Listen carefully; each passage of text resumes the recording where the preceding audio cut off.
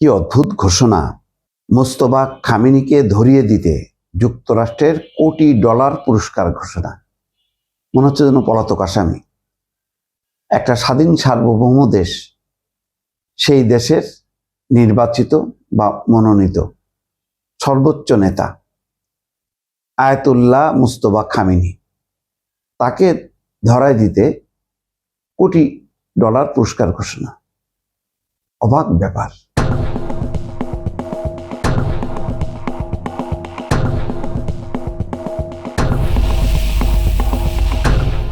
একটা স্বাধীন সার্বভৌম দেশের প্রধানকেও ধরায় দেওয়ার জন্য পুরস্কার ঘোষণা করা যায়।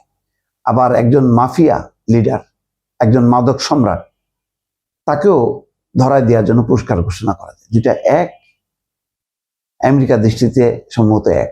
কেননা দেখলেন না, মাদুরোকে রাতের বেলায় তুলে নিয়ে হাত করা পড়ায় নিউ ইয়র্কে দেখা গেল যে বিচারের জন্য নিয়ে যাচ্ছে। মুহূর্তের মধ্যে সে অপরাধী হয়ে গেল। এটা হচ্ছে আমেরিকার সংবিধান, আমেরিকার আইন।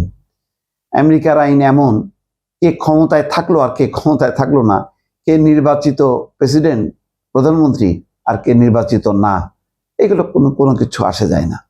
এবং বিশ্ব, জাতিসংঘ সবাই সেটাকে অনুসরণ করছে।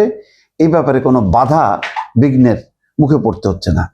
ইরানের নতুন সর্বোচ্চ নেতা মোস্তফা খামেনি ও তার দেশটির ইসলামী বিপ্লবী গার্ডের সঙ্গে সংশ্লিষ্ট কয়েকজন জ্যেষ্ঠ কর্মকর্তাকে ধরিয়ে দিতে $1 কোটি পুরস্কার ঘোষণা করেছে যুক্তরাষ্ট্র। মার্কিন পররাষ্ট্র দপ্তর রিওয়ার্ডস ফর জাস্টিস প্রোগ্রাম থেকে গতকাল শুক্রবার এই ঘোষণা দেওয়া হয়।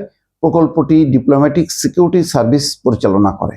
রিওয়ার্ডস ফর জাস্টিস প্রোগ্রাম থেকে দেওয়া বিবৃতিতে বলা হয়, এই ব্যক্তিরা ইরানের ইসলামী বিপ্লবী গার্ডের বিভিন্ন অংশের নেতৃত্ব দেন এবং পরিচালনা করেন, যারা বিশ্ব জুড়ে সন্ত্রাসী কর্মকাণ্ডের পরিকল্পনা, সংগঠন এবং বাস্তবায়ন করে। বিবৃতিতে আয়াতুল্লাহ মুস্তফা খামেনি সহ কয়েকজন নেতার ছবি প্রকাশ করা হয়।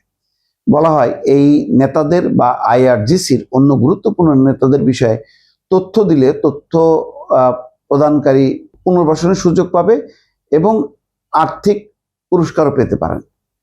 কোটি ডলার, 100 কোটিরও বেশি আপনি পাবেন। অদ্ভুত ব্যাপার। এদের জন্য কোনো আইন কানুন কিচ্ছু না। এখন মনে করেন ইরানও যদি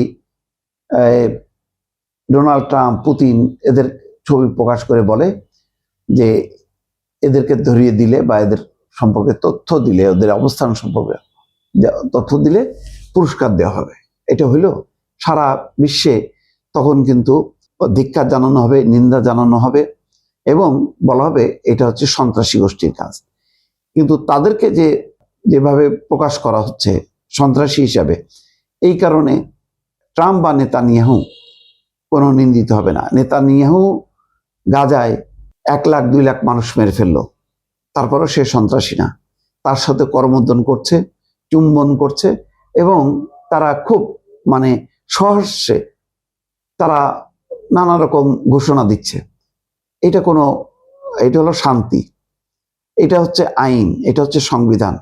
আর বাকিগুলি হচ্ছে সব সন্ত্রাসী, তারা অপরাধী। এইভাবেই চলছে পৃথিবী।